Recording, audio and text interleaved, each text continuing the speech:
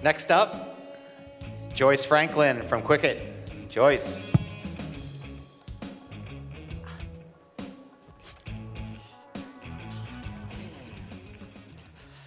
Hello, Phocuswright. My name is Djois Franklin. I'm CEO and co-founder of Quicket. We're the company from Germany, Munich. For the past 7 years, we gathered the data of the cabin and images of the airplane cabins. We are doing it from the global basis. So right now, we have about 98% of the worldwide commercial fleet covered. And we're doing this for the channel to be able to upsell and sell more tickets and ancillary services. We are supplying right now about 1 billion data points daily to the customers like Kaya Group and others. And one second. And while we are doing this, we discovered the first thing, that the data that we showing to the users is working very, very fine for conversion into sales, but it's only working for those who fly infrequently.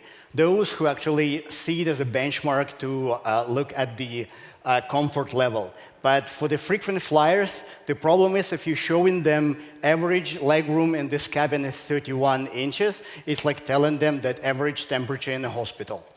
So we are trying to solve this by supplying seat maps of about 700 airlines, and also we're supplying the data in images for that. And while we're doing this, we find out that the product which we are launching today is combining of all the images we have for each and every airline, and we combining it into a software development kit which allow airlines to sell post-booking services into the platform applications like wallets, digital payment systems, and WeChat, and other messengers. And this is how it is supposed to work. So this is your typical wallet. You see, and as you see your boarding passes, then user taps on his seat. He sees the 3D panoramas of his particular seat. And here's another boarding pass from British Airways. The user, as you can see his data on the back of his seat, exactly offers. He can swipe up and down to go between the cabins. And again, if he likes the offer, he can tap on the offer and get it done, paid. So the next one is even more interesting. This is the Air France. You see the data, and then we tap on the icon on top. The proprietary algorithm actually scans the face and calculating your body images. It shows your comfort level, if it's red or green. And you can see exactly what you like. And if you like the offer from the Air France, voila, you have it.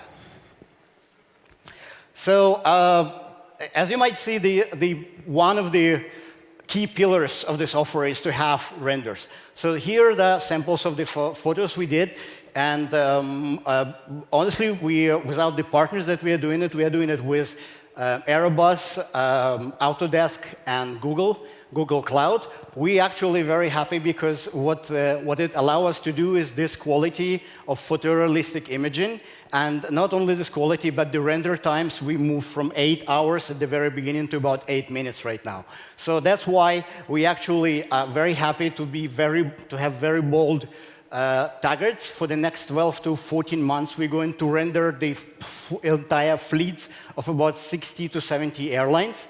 And we are not going to charge airlines for those panoramas. We're actually going to give them the same SDK that they can use in their own applications and web, the same that we're using for the platform applications.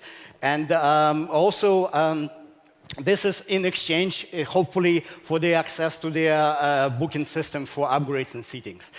Also important for the airlines, as you know, it's a customization. The customization is actually not only means that we preserve the brand, we allow airlines to sell anything of the brilliant marketing department come up with, so be it Wi-Fi or any post-booking systems, they want cancellation and so on and so forth, and we're not going to push them to change the underlying technology. So if they use NDC, their own API, GDS, it doesn't matter, we can connect with anything.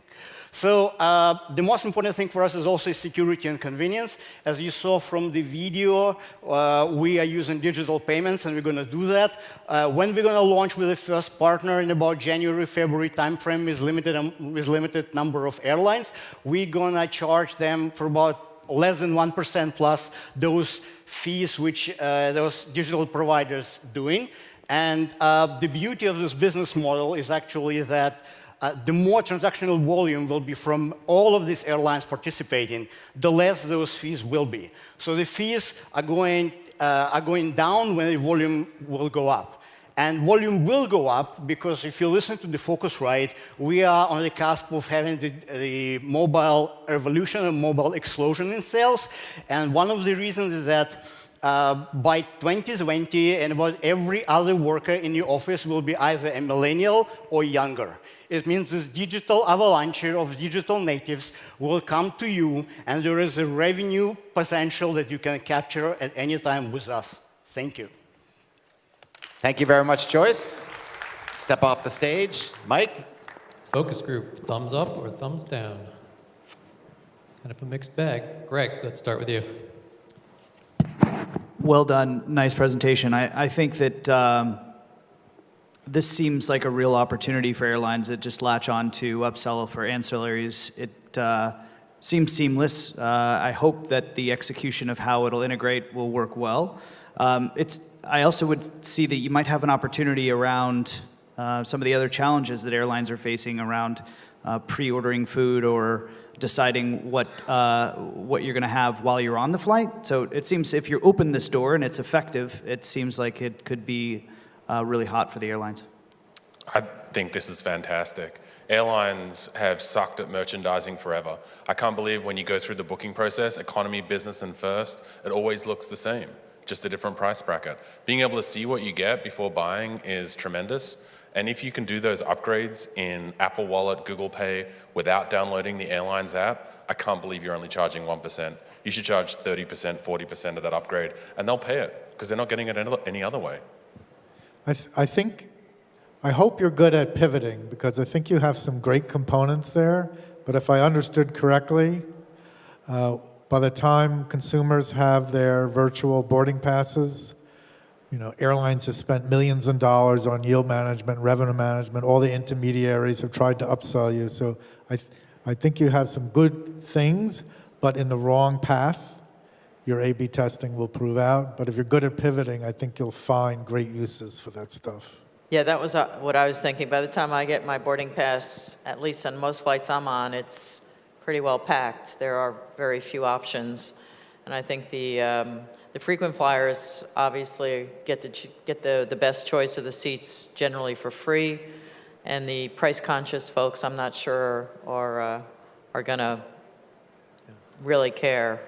Otherwise, they would be paying more to start with. I'm sorry. I was going to ask, to Phil's point, I'm wondering if the product, is it just designed for during the check-in process, or can it be integrated into, say, a corporate booking tool? I mean, I'd love to have that kind of content, that level of detail about the seats, and to the extent that there's no other API available to sell the ancillaries, that would be great too. Now, I do think you're going to run into a problem. While the salespeople at airlines might love this idea, the tech people are going to say, we don't have an API that'll do this yet. So I think it's a great concept, but it's going to take some time to be able to get that part of it off the ground. Pete, let's go back to you for a response. Okay, so talk about maybe you're in the wrong path. Do you want to respond to that one? No, I think we're on the right path. It's, if you look at the ancillary services sales, it's not only 24 hours of the having boarding pass. Some airlines have it 48, some airlines have it months before, like low costers. We understand there's underlying technology is the limit of that. There is a solution which we are working with to extend this possibility for the airlines to have this time when they are actually offering something to the users through digital payments, through digital wallets, and so on will be better. I agree with you, that's a challenge. I'm sorry, the challenge with the API is a real one. There are some airlines which are already in front of this, but yeah, we have some work to do. How about real quickly, can you integrate this content into corporate booking tools? Yes.